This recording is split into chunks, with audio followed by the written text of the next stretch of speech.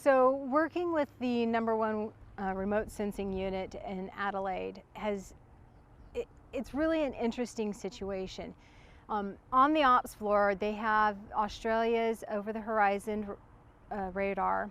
They have the Australian Mission Processor, which is it processes overhead persistent infrared radar. So it's kind of like what we run out in Buckley and Denver.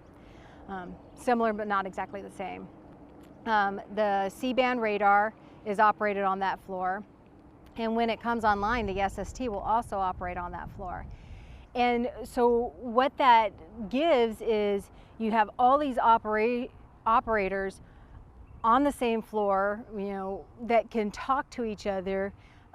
So if, somebody sees something that, one of the other systems can act on, they just say, hey, look over in X spot, and, they can get additional information. The other thing about that particular environment is there's an awful lot of cross-training that's going on. So the operators on the space side are trained up first on C-band, and then they get trained up on the Australian Mission Processor. Once the Space Surveillance Telescope comes along, they'll also be trained up on that. So they'll have this broad span of education on all these space capabilities, and then they can also cross over to the aisle and work on the over-the-horizon radar capability. And so you have this understanding of what all the systems do, and better understanding of how they can interact together and how to exploit the different systems. And that's very different from the space experiences that I've had, where it's been this one system on this one operations floor, and to get any other kind of operation, you've got to go someplace very, very different to get that other experience. So, the U.S. is big. That's great, and we have sensors spread all over the U.S. and even outside of the U.S. But most of our sensors are in the northern hemisphere, so that gives us this, black hole of information about what's going on down here in the southern hemisphere.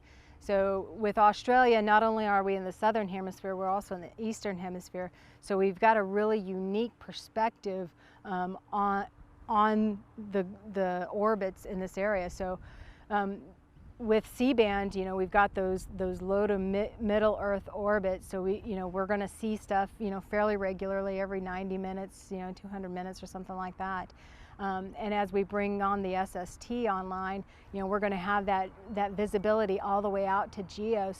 So here in Western Australia, remote from basically the world, Australia is going to have this capability to monitor orbits all the way from low Earth orbit all the way out to GEO in this very unique part of the world. We've got a sensor out in Hawaii, which is further east, and right now we've got one out in Diego, which is further west, but we don't really have anything in these latitudes right here for space. So I'm really hoping that when I go back to the U.S. that I can continue to work with some of this international engagement. It really is vital. U.S. does not have the manning or the money to make sure that we have the best sensor capabilities and U.S. operations all across the globe, and to bring in these our allies into this space situational awareness, space defense paradigm is vital, and quite frankly, it impacts all of our allies. We're all relying on the same GPS and similar SATCOMs and similar ideas of ISR, and to be able to have this time with the 1 RSU and the Australian unit